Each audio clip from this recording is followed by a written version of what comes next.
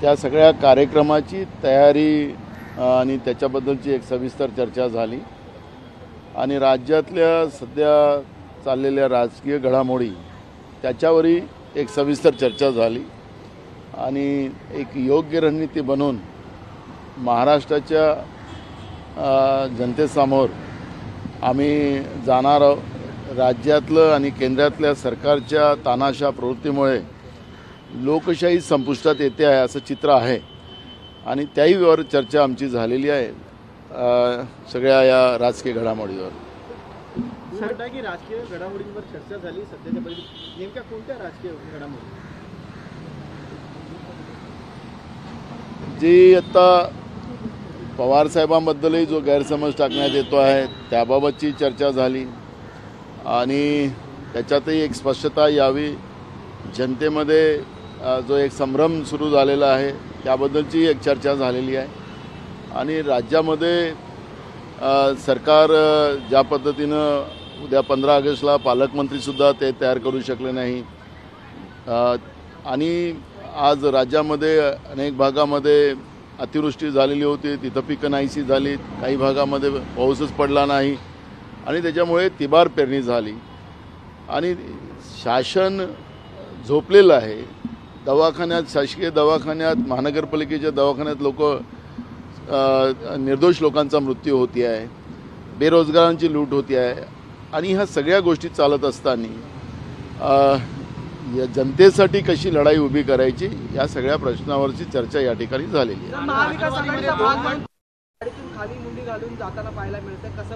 त्याही विषयावर चर्चा झालेली आहे. एकदा स्पष्टता यावी. मी मगाशी सांगितलं की जनतेमध्येही या गोष्टीचा संभ्रम आहे आणि त्याबद्दलही आम्ही पुन्हा त्याच्यातला या संभ्रम पुन्हा होता कामा नये याबद्दलची एक स्पष्टता यावी. त्या पद्धतीची भूमिका आम्ही घेऊ अशा पद्धतीची सुद्धा एक चर्चा झाली.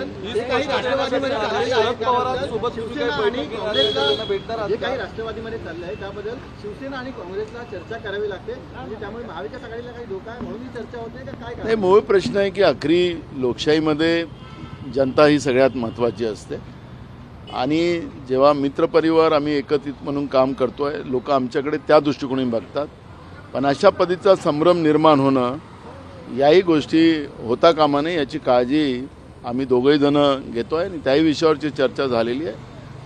त्या पद्धतीची स्पष्टता यावी ही त्याच्यातली भूमिका आमची आहे.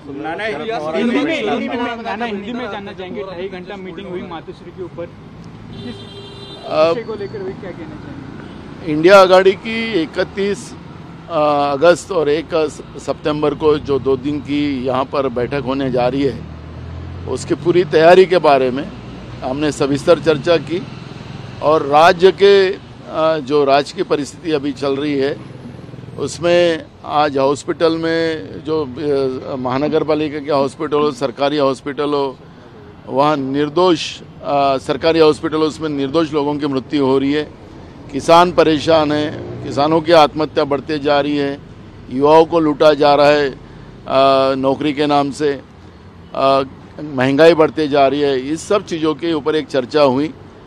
जो पवार साहब के बारे में भी जो भूमिका है उसके बारे में भी हमने चिंता व्यक्त की और दोनों ने हमने डिसाइड किया क्योंकि आखिरी जनता में हमारे महाविकास आघाड़ी के बारे में कोई गैरसमझ हो, ये उद्धव जी हो या हम हो, इसमें कतई हम लोग ये सहन नहीं करेंगे. इसलिए एक स्पष्टता है उसके बारे में भी भविष्य में चर्चा करने का एक प्लान हमने बनाया है. कल जो है अजीत पवार और शरद पवार की मीटिंग हुई. आज जो है पंढरपुर में जो है देवेंद्र फडणवीस और शरद पवार एक ही मंच पर देखे गए. तो क्या इससे जो है कांग्रेस और शिवसेना उद्धव ठाकरे इसको लेकर के थोड़ा चिंतित है? हमने बोला ना हमको चिंता है इस विषय का क्योंकि जनता में यह संभ्रम आ रहा है और इसके बारे में एक स्पष्टता हो, ये भी हम लोगों की चर्चा हुई और इस बारे में थोड़े ही दिन में ये बात स्पष्ट करने की भूमिका हम सामने रखेंगे. पवार साहब से कोई बात हुई है आपकी उसके बाद? अभी पवार साहब से अभी इस विषय में कोई बात नहीं हुई है.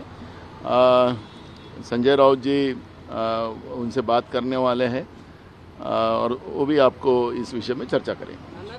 ठाण्याच्या सरकारी रुग्णालयामध्ये 18 रुग्णांचा दुर्दैवी मृत्यू रुग्णालयामध्ये मतदारसंघ आहे. म्हटलं जातं? देखो मूळ प्रश्न याच्यामध्ये असा आहे की ह्या अधिवेशनामध्ये सुद्धा काँग्रेसच्या वतीनं आम्ही सरकारच्या समोर हे मुद्दे मांडलेले होते. सगळे शासकीय हॉस्पिटल मग महानगरपालिकेचे असतील, नगरपालिकेचे असतील, शासनाचे असतील, हे स्वतःच आजारी झालेले आहेत. तिथं डॉक्टर नाही, टेक्निशियन नाही, औषध नाही आणि त्या ठिकाणी निर्दोष लोकांचा जीव जातो आहे. ही भूमिका मी स्वतः विधानसभेत मांडलेली होती. पण सरकारने आपली पाठ आपणच थोपटून घेतली. 4 दिवसाच्या पहिले त्या ठिकाणी पहिलेच मोठ्या प्रमाणात लोकांचा मृत्यू झाला. आता एकदम 18 लोकांचा मृत्यू एका रात्री झाला आणि नुसतं ठाण्यातच नाही तर मुख्यमंत्र्याचं शहर असताना सुद्धा ही परिस्थिती असेल तर संपूर्ण राज्यामध्ये सुद्धा हीच परिस्थिती आहे. आणि त्याच्यामुळे ही जी काही निर्दोष लोकांचा जीव एक प्रकारचा घेतला जातो आहे ते हे सरकारच जनतेचे हत्यारे आहेत का, हा प्रश्न या ठिकाणी निर्माण झालेला आहे. त्यामुळे याचं उत्तर सरकारला द्यावं लागणार आहे. पण सरकार लपलेलं आहे, सरकार कुठं आहे कोणालाच माहिती नाही. त्याच्यामुळे या सगळ्या परिस्थितीवर आम्ही जॉब विचारू आणि या सगळ्या घटनेमध्ये शासनच राज्याचं दोषी आहे असा याच्यामध्ये उत्तर सगळ्या जनतेतून प्रश्न लोकांच्या समोर येतात. हिंदी में जाना चाहूंगा, यांच्या भेटीवर आता महाविकास आघाडीचे कुठले नेते शरद पवार यांना भेटणार आहेत का, या संदर्भात सांगितलं मगाशी वारंवार तेच काय संजय राऊत साहेब. हिंदी में जाना चाहूँगा कि मुख्यमंत्री के मतदार संघ में 10 घंटों में 17 लोगों की मौत होती है. 15 तारीख से मुफ्त इलाज की घोषणा सरकार ने की है. इस अधिवेशन में इस तरीके के सरकारी हॉस्पिटल में अगर फैसिलिटीज़ ना हो तो कैसे देखते हैं आप इसे? देखो ये सरकार जो है ये सरकार भय और भ्रष्टाचार से बनी हुई महाराष्ट्र की सरकार है और ये सरकार ने घोषणाओं के सिवा दूसरा कुछ नहीं दिया. सिर्फ घोषणा करना, लोगों को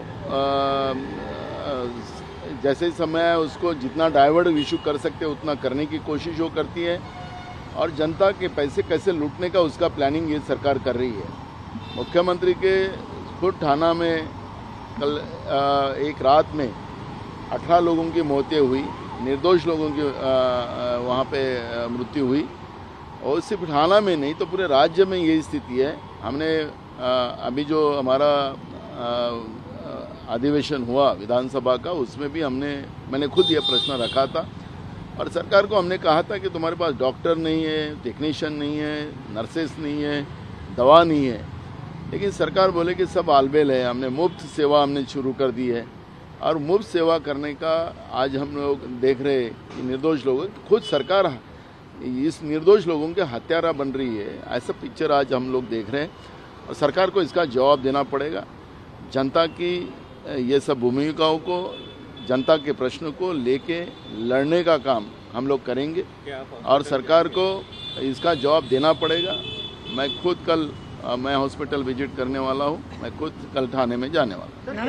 मिनिस्ट्रीकडून जो चांगल्या तपासांना जो पुरस्कार दिला जातो त्यामध्ये महाराष्ट्राला एकही पदक मिळालं नाहीये. मुंबई पोलिसांची तुलना याआधी स्कॉटलंड यार्डची झाली. मात्र असं असताना देखील महाराष्ट्रात एकही पदक नाही. अनेक छोट्या छोट्या राज्यांना पदक मिळाले तर महाराष्ट्र मुंबईचं कुठे नाव नाही. आपण पाहिलं की महाराष्ट्रामध्ये हे जे भाजप प्रणित ईडीएचं भय आणि भ्रष्टाचाराने जे सरकार आलं, या सरकारचं कामच जे आहे रोज बदल्या करणं. IAS असेल, IPS असेल, या सगळ्या अधिकाऱ्यांना अस्थिरता ठेवणं आणि अनेक गुन्ह्यामध्ये त्यांचेच काही लोक अडलेली होती. त्याच्यामुळे अनेक गुन्ह्यामध्ये त्याच लेवलवर सेटल करण्याचाही प्रयत्न झालेला आहे. सातत्यानं अधिकाऱ्यांच्या बदल्या होणं आणि त्याचा सगळ्या तपास यंत्रणेवर फरक येणं आणि म्हणून महाराष्ट्रासारख्या पोलिसांचा गौरव स्कॉटलँड यार्ड्सच्या पेक्षा चांगलं आपल्या पोलिसांचा गौरव पूर्ण जगात केला जात होता. आज या सरकारने महाराष्ट्राच्या पोलिसाची प्रतिमा खराब करण्याचं पाप राज्यातलं भाजप प्रणित ईडीएच्या सरकारने केलेलं आहे. हे स्पष्ट झालेलं आहे आणि म्हणून आज महाराष्ट्राच्या पोलिसांचा तपास यंत्रणेमध्ये महाराष्ट्र सगळ्यात मागं पडलेलं आहे असं चित्र त्या ठिकाणी आलेलं आहे. नाना, एक और सवाल कि ये सीमा हैदर जो यहाँ पर आई थी उसको लेकर के यहाँ फिल्म बनाई जा रही है और एमएनएस ने भी इसका विरोध किया है कि अगर उस पर फिल्म बनाई जाती है तो हम उसका जवाब देंगे और फिल्म बनाने देंगे। क्या लगता है कि एमएनएस का ये कदम ठीक है? देखो, हम उस दल के बारे में हम लोग कोई बात नहीं करते। आखिरी